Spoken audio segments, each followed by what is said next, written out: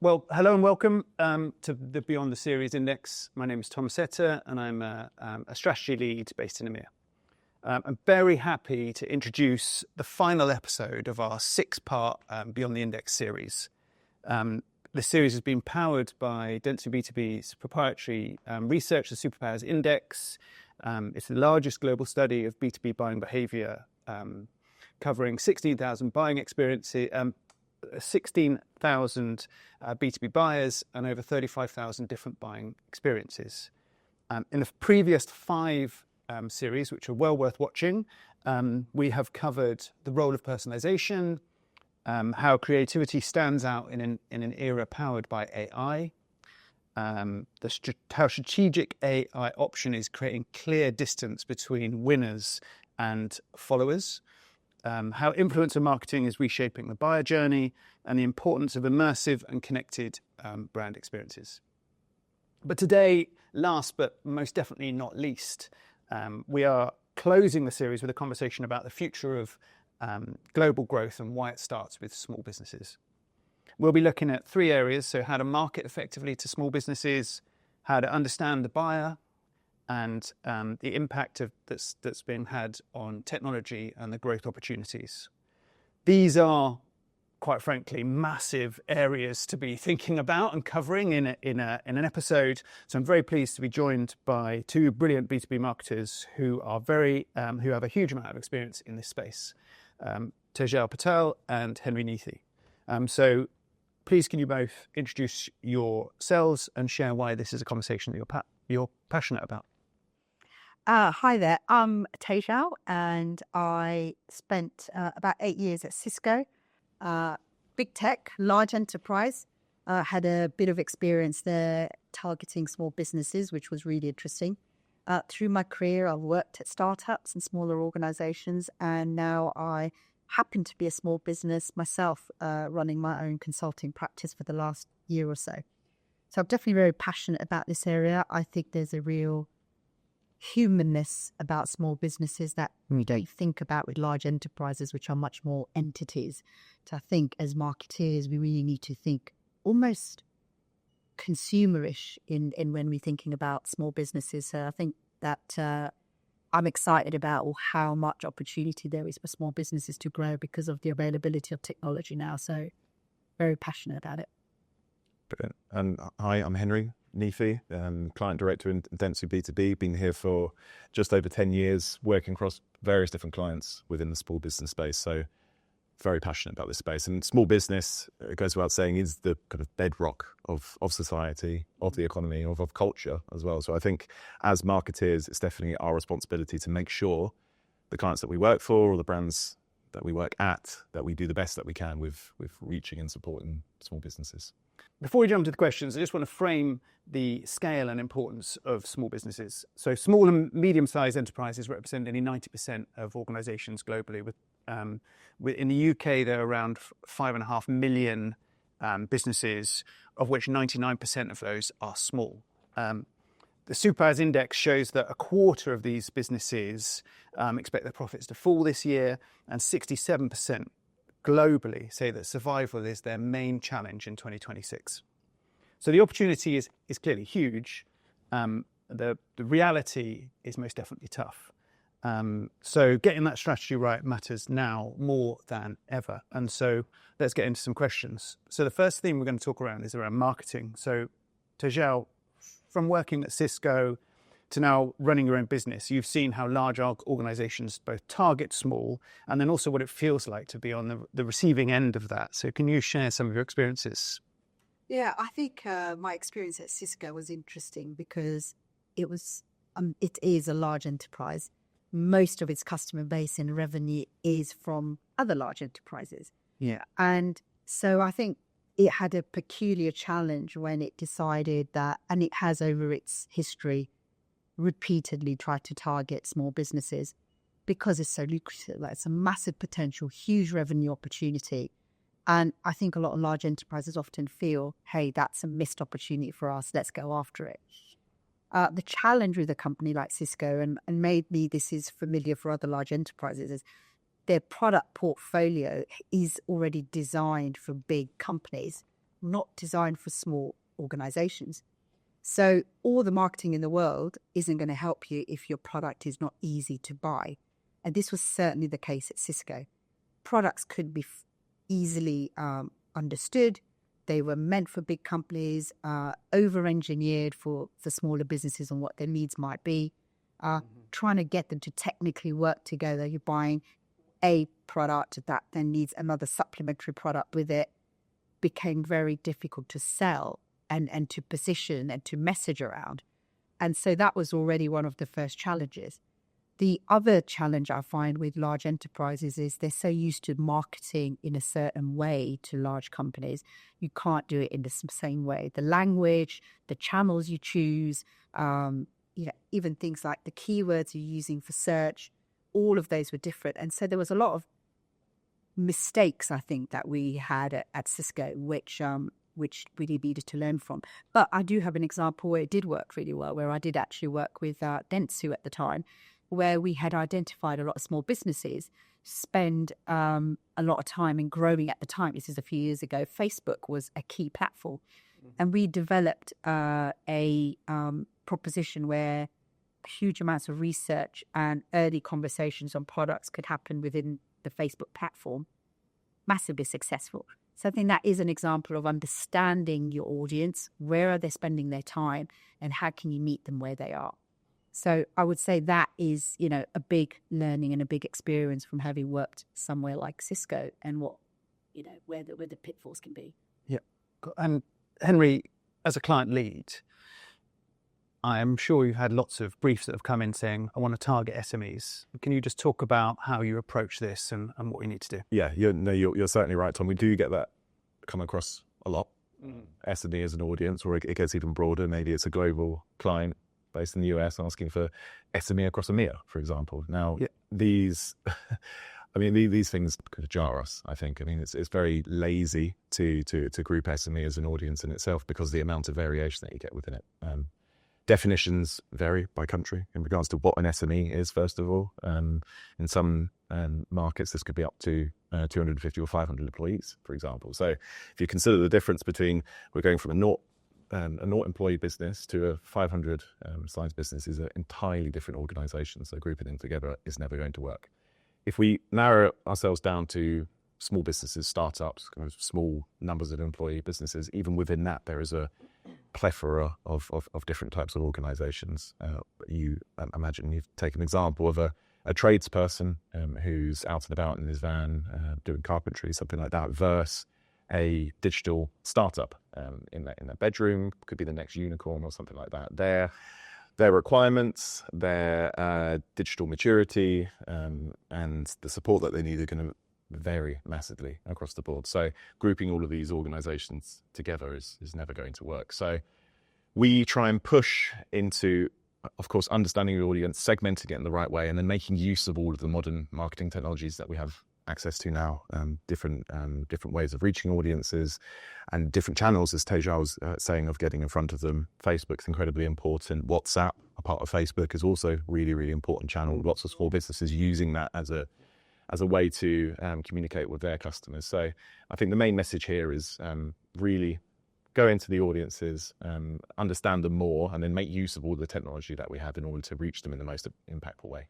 Yeah, I think that's where we'll move into the second part of this and look at how we understand the buyer and what we can do. And actually, I'll come back to you if that's all right. And, when budget and resources are tight, what do you see that SMEs, forgive the expression, value most in that buying experience? Yeah, so as you're saying, Tom, two of the areas that small businesses, SMEs, are always going to struggle and have problems with, Tejal, I'm sure you experienced yourself, is time and it's money. They lack both. They lack both of them. They don't have a lot of investment. They're kind of going from week to week at times in order to manage their funds. And then from a time perspective, they're running a small business. They never switch off. They think about it on a daily basis, Sunday nights, et cetera, et cetera. So those are two of the things that they really kind of struggle around. What our research shows, what's shown in the B2B superpowers, is trust. It's an ever-present, ever-important thing. as being a very important, the number one factor for these audiences of what they need as part of the buying experience. Now, trust is not something that is developed overnight. It could be lost overnight, certainly, but the growth of trust takes time. It's definitely not built purely through marketing communications. There is a customer service angle, there is an advocacy angle, there's a word of mouth angle, as well as communication. So yeah, trust is something that has to be worked on over a long time period. The other area which comes up is support. The support that they can get from vendors with their business, with the expertise, with the funding that they may need. And now support is something which can be built fairly quickly, and there's various different ways in which brands are able to do that. Again, if it's coming back to two of the main challenge areas for small business owners of being time and money, and there's ways to support that, then that's going to always have the biggest cut through. And I think if you are a large organization targeting small businesses, trying to put yourself into a mindset of, we don't want to just profit from small businesses, but we want them to grow so that we can grow, is always going to be impactful. And Sage, one of our clients, the SaaS accounting provider that we work with, they do it really well. It's a very simple way, but they now have a entirely free version of their product, which is designed for startups, which is always free, is available to small businesses, allowing them to file all of their taxing requirements, handle the accounting for their business, and very importantly, be able to do it in a compliant way as well, because there's a lot of growth in this space. Now, they do that. It's AI enabled in order to, which we'll come on to bring all the benefits that AI brings, and there's also customer support in place. And so Sage have taken this approach of, well, we just want to give small businesses what they need, and of course, as they grow, their requirements will grow. They come into a costed version of the product, of course, but that's based on the positioning of when you can afford it, when you have the requirements, let's grow together. And that's what really creates a true partnership. Yeah, I'd really like to just go explore the kind of trust and feeling safe element of it. And from your perspective, Tejal, could you just talk a little bit around what enables that, how you've found that in your journey as a small business owner? Yeah, I think Henry made some really good points there. The time and resource constraints are very real. I'd also say the lack of expertise. The smaller the business, the less people there are you can turn to in your organization who have depth of expertise in a particular area. When you don't have that, you are relying on information available to you. Transparency from brand in their messaging, talking in the language of the buyer, and just clearly explaining what the benefits are. I think that's really important, because you don't have, like in large enterprises, even in the large and medium-sized organizations where they've got the expertise. So I think that's something to be mindful of when you start segmenting your audiences, back to Henry's point about it's lazy to try and block them all together. You just can't. The smaller the organization, the less people, less smaller of a buying group. So I think the transparency piece is super important there, around the clarity as well around the product.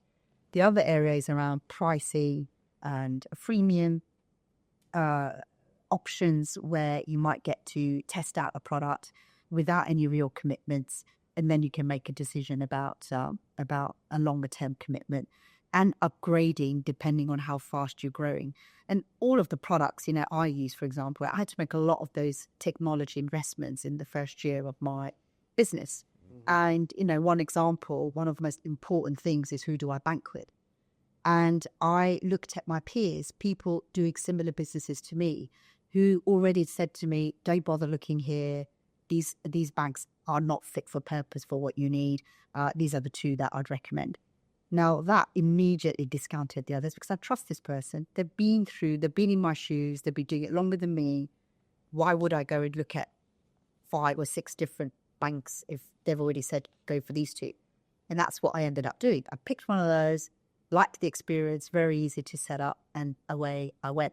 So I think the power of those recommendations you get from your peers, that's how you build trust. And how did that person recommend? Because they had a great experience. They've enjoyed using that product. It's been, maybe not enjoyed, you don't enjoy banking, but they've trusted. It's been easy for them, and now they are freely recommending that particular brand to me. So from my advice to the companies trying to target small businesses is, how good is your product even after it's been purchased? Is it easy to use? Do you make it easy for your buyers to recommend you, even without you asking them to recommend? And I think that's a really good example. Yeah, we've seen a lot about the role of buyability within the B2B world this year, and it's definitely come out as part of our report. You talked earlier a little bit about the role of influencers. We've also seen that as well, and we've actually seen some quite alarming facts around, like, a lot of the marketers don't think they're doing a good job. I feel that there's a lot of potential there to grow, and identifying the right influencers to connect better with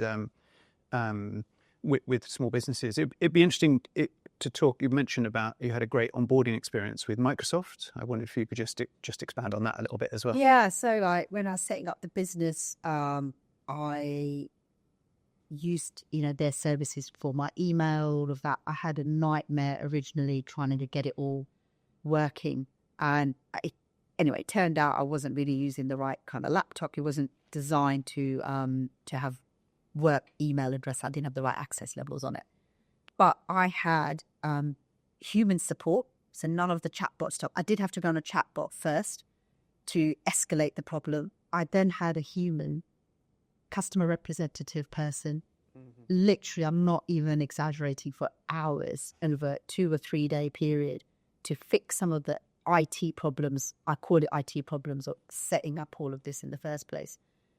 I was kind of scared, really frustrated, completely out of my depth. I was so like, I need to get this done. I've got people waiting for me. Like you said, you don't have time as a founder, as an owner. I'm supposed to be out there earning the money, not trying to set up how my email works. But they held my hand and they walked me through it. They had to pass me on to someone else, but the case history got forwarded on. I did have to start from the beginning. I was so impressed because Microsoft, big, large enterprise, they market to large enterprises, but they had figured out a way to help a small business like me. And look at what I'm doing now. I'm recommending Microsoft. Right? They've asked me to do that, but I've had a really good experience. Would I ever move away from Microsoft now? Unlikely. So I think that support is kind of the edge, right? It's, that you talk about Superpowers Index. Yep. Cool. So it would be remiss of me to not talk about AI as part of this last series. So we know that 79% of buyers are using it at some point during the buying experience. Actually, we see a lot of people using it around the negotiation and contracting phase, not just at initial research. It's throughout the whole experience, which is a really interesting point. But I'd be interested to see, as a small business owner, like, where do you see the biggest impact happening first? Definitely research phase is so important. Again, going back to my technology challenges when I was first setting up, when I'm trying to make decisions on which product do I buy, again, I don't have that expertise. I don't have those people in my organization. I've relied on Gen AI to understand my needs, my pain points, what my business requires, and then help me shortlist. And I may have already thought of certain products. I'll put it into Gen AI. It does a really good analysis for me and gives me the recommendations to begin with, and for me to then go away and do my kind of last phase of my research. So I think showing up with AI is incredibly important, especially for more complicated products that you're having to buy. The other thing with AI, I would say as well, I do believe it's a great equalizer for businesses. It helps me tremendously to speed up some of the tasks that I have to do, the efficiency, research when I'm working with clients, the ability to, build out presentations so much faster. So I think the efficiency there and the ability to scale for a smaller organization is so much more possible now because of AI. So I think there's a lot of positives there for how you research, as well as how you can scale it as a business.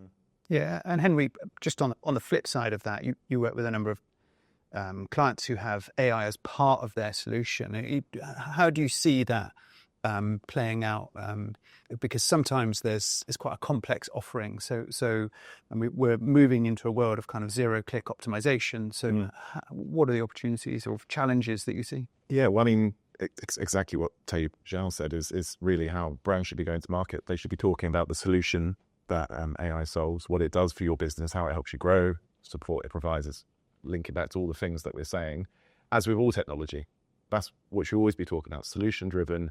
What is it doing for your business and how's it going to help? Where the issues is, and what we see all over the place, is where AI is the product. AI is the service. That in itself is intrinsically an issue, because if a small business owner sees some advertising out there and it just has AI written all over it, well, that doesn't really mean anything to them, does it? Because they're not looking for AI. But no one's looking for AI. However much we say AI these days, the only thing we're looking for is what it can help with your business. And we know, again, from the research, that effective use of AI throughout the entire buying journey increases it, makes it more satisfactory, and just generally makes it a better overall experience. So yeah, focus on the solution, do a good job with AI, put it into the messaging where it makes sense. That's where you're going to be the most impact. And again, as Tejal was saying, the great example of Microsoft, AI will never replace human intervention where it's required, though.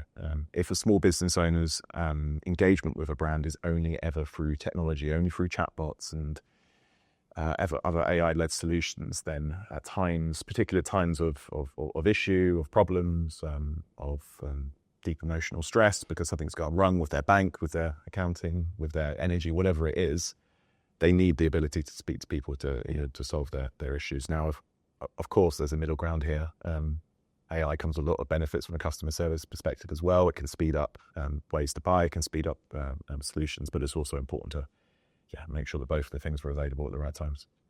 Cool, thanks. So we're rapidly running out of time. So I just want to get a closing thought from you both as we move. But firstly, to thank you for your time, your insight. I think we can all agree that there's a huge opportunity here in terms of SMEs, small businesses.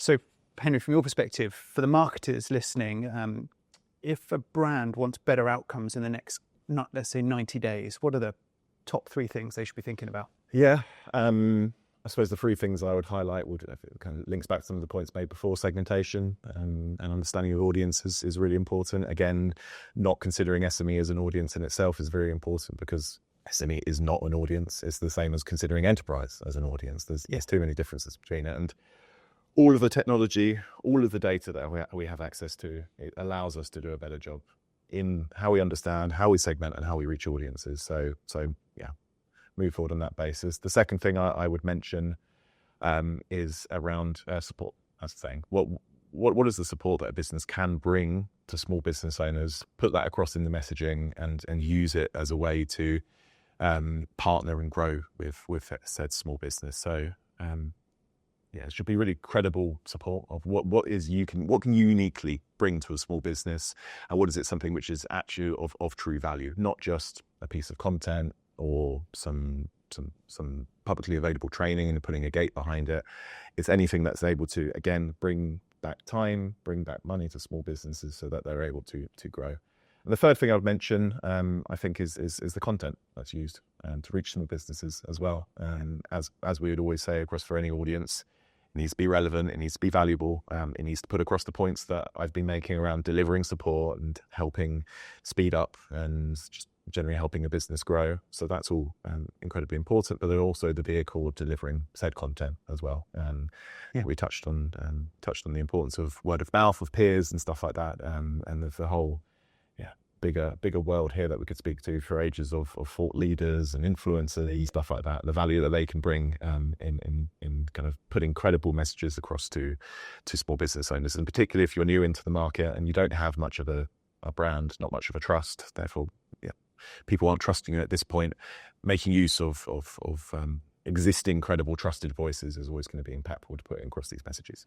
Yeah, 100% agree. In fact, there's another actual session on that if anybody wants to explore that further. And Tejal, just from your perspective as a small business owner, like, what are you looking for what are you looking for from brands in 2026? Well, I think as we started this conversation around product fit, the product's got to fit for the type of segment of the small business and medium enterprise spectrum that you're trying to target. If it's not fit for purpose, then you're going to fail at the first hurdle. So the right product fit for the right audience, transparency and clarity around what that product does, what the benefits are, small teams, very tiny buying groups sometimes when you start to think about the smaller end of the scale, and they lack time and expertise. So your messaging has to be super clear. And then I think how do you easily show off your Gen AI? Because a lot of the research and the shortlisting will be happening there now. That's the reality of it. And is the product easy to use? Because if it is, it becomes more easily recommended. And that is what smaller businesses are going to turn to first, is what are their peers recommending? Yeah, cool. Thanks. I think it's pretty clear we need to stop thinking small about small businesses. So thanks very much.